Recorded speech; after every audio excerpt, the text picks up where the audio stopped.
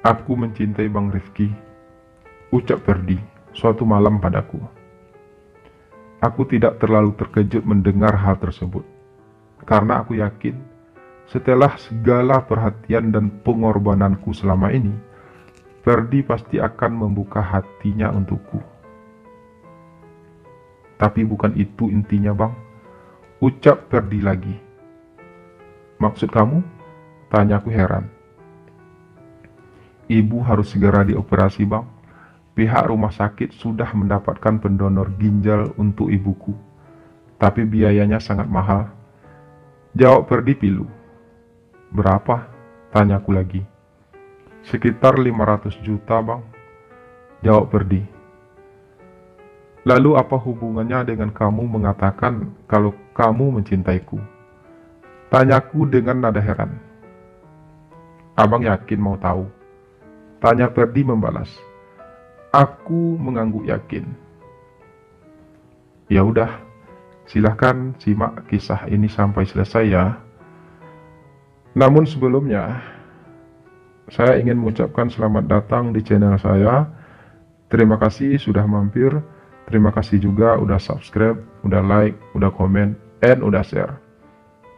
Dan bagi yang baru mampir, seperti biasa, jangan lupa untuk subscribe channel ini dan klik tanda lonceng untuk menyaksikan video-video menarik lainnya di channel ini. Terima kasih banyak kepada seluruh subscriber setia saya. Terima kasih atas kesetiaannya. Terima kasih atas segala saran, masukan, motivasi, dan dukungannya selama ini. Sekali lagi terima kasih. Selamat menikmati dan semoga terhibur. Salam sayang selalu buat kalian semua.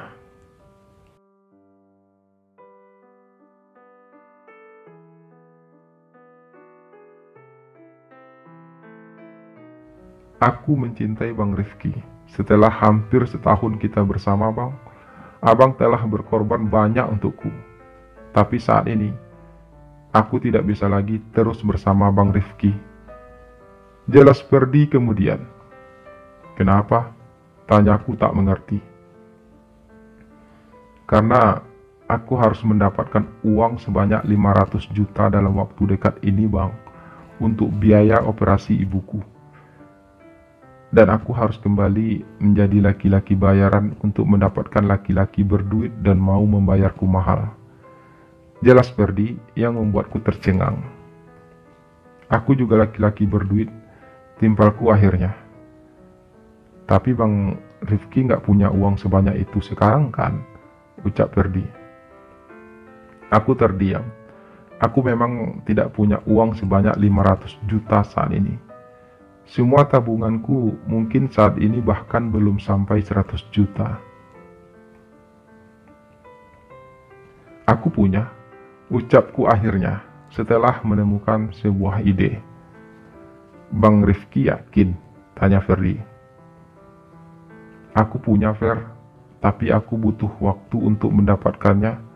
Aku pasti akan mendapatkannya dalam waktu dekat ini. Kamu jangan cari laki-laki lain ya, ucapku sedikit memohon. Apa maksud Bang Rifki? Tanya Ferdi lagi. Aku akan jual rumahku, Fer, dan itu lebih dari cukup untuk aku bisa berikan padamu, balasku.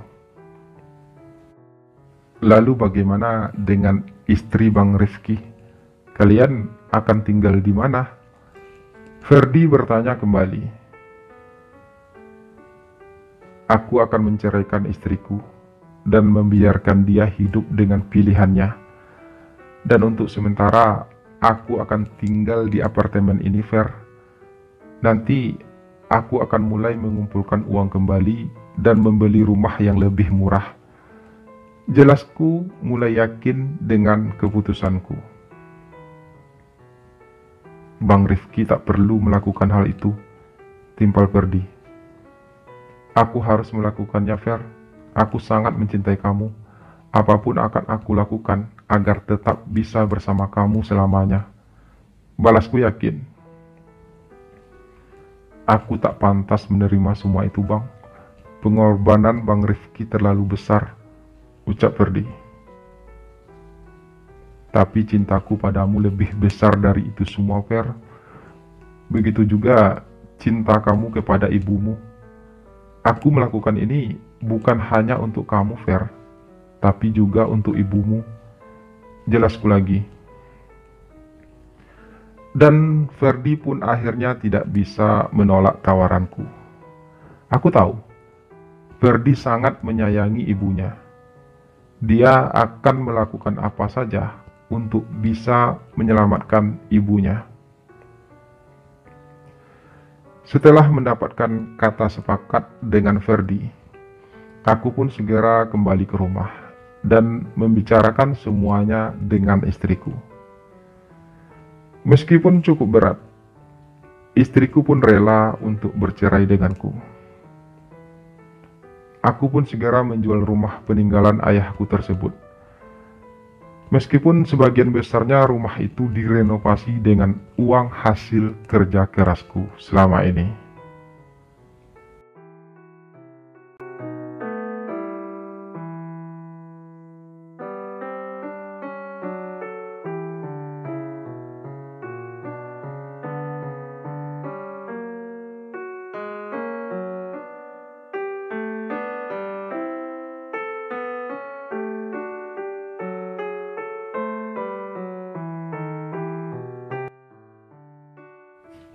Operasi Ibu Ferdi berjalan dengan lancar. Beliau bahkan sudah pulih kembali. Aku sekarang tinggal di apartemen sewaan kecil itu. Namun aku merasa bahagia bisa melakukan semua itu.